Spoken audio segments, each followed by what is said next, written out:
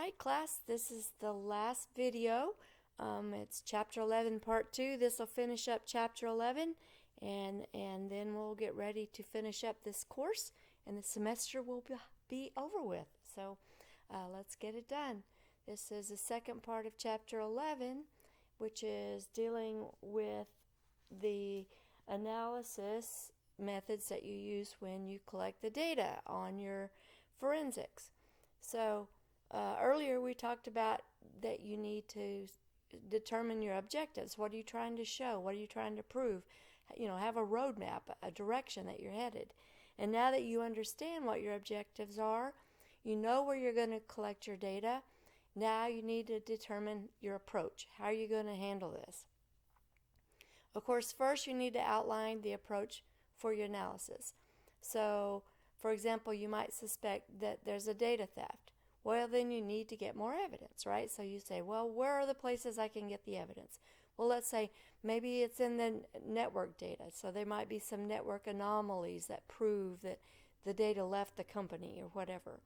And then, of course, the host space, the machine that was actually involved, will have some data as well. And you want to look at the data that's available on the host. Then you want to consider data sources that can help you gather more evidence. So you want to look at maybe in the network anomalies, you want to look at the flow of the exit points.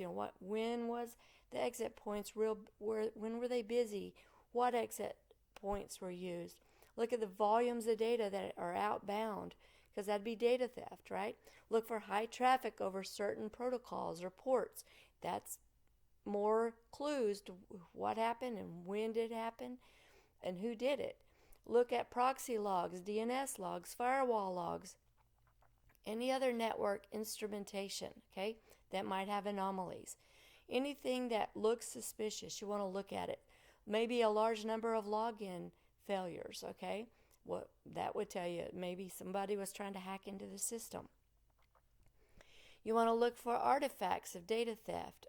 You want to look for abnormal user activity, login activity outside of expected hours, maybe an odd connection duration, like that's a long time.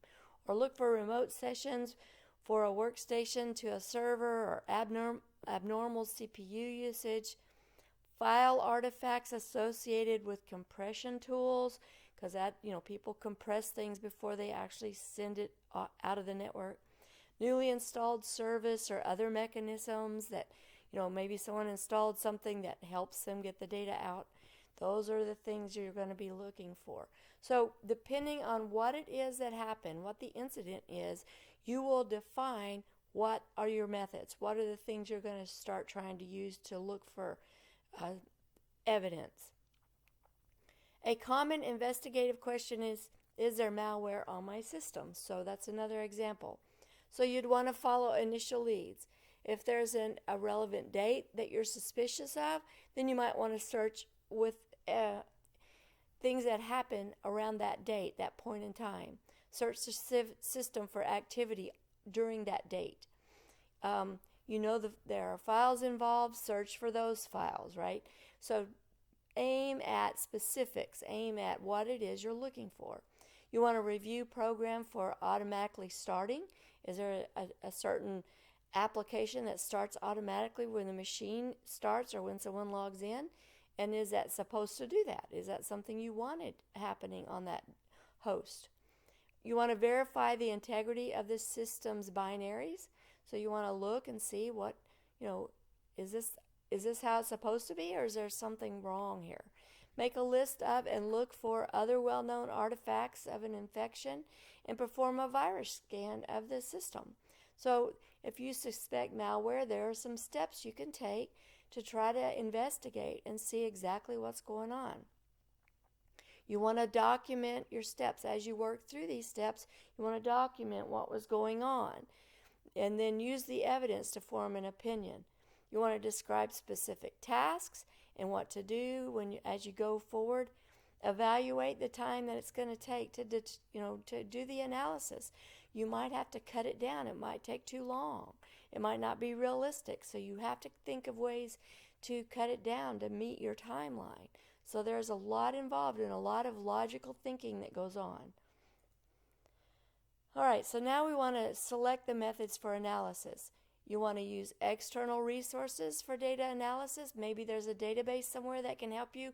We've discussed some of those in class. Maybe there's knowledge repositories. Maybe there's some search engines you can use to search for specific things, like NIST might have a resource you can use. Those are the kind of things that external resources is talking about. A manual inspection, we all know what that means. Just take your eyeballs and look at it, right? Dig through it and look at it with your own eyeballs. Use of specialized tools like browser artifact analysis, malware identification tools, file system metadata reporting tools, forensic investigation tools, any kind of specialized tools that can help you on your investigation, depending on what you're looking for.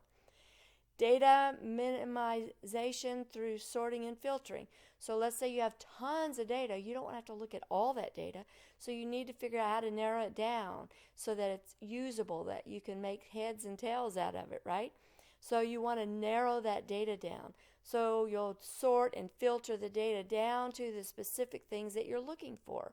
You'll have specific dates or specific types of data that you want to examine. So you want to narrow it down to those specific types. Statistical analysis.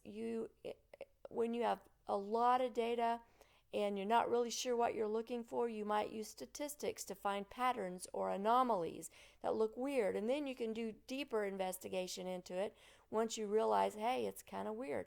For example, a server log, a web server log. You might look and see, well, what are certain fields, certain fields you're looking for that people were going to a certain site, or maybe geolocation lookups of a specific type, some kind of indexing of certain files, or any other statistic that web server might have in its logs. That would be statistical analysis.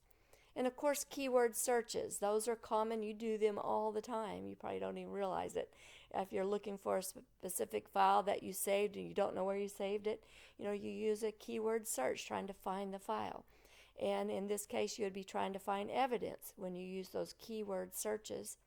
Then last, file and record carving. And we've talked about this previously, where you take a large amount of information and you narrow it down, you carve it and make it smaller so it's manageable and easier for you to investigate it. You might take a unique sequence of bytes that correspond with a header, and then you carve the data out of all the bytes that are out there to get the data that you're looking for. You should evaluate. When you evaluate those results, you should evaluate them periodically as you do your analysis. Don't wait till the very end and try to evaluate. You want to do it as you go.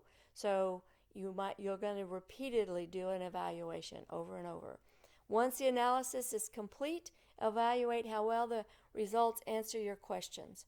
So, do my results show what I need to know, or do I need to do some more investigating?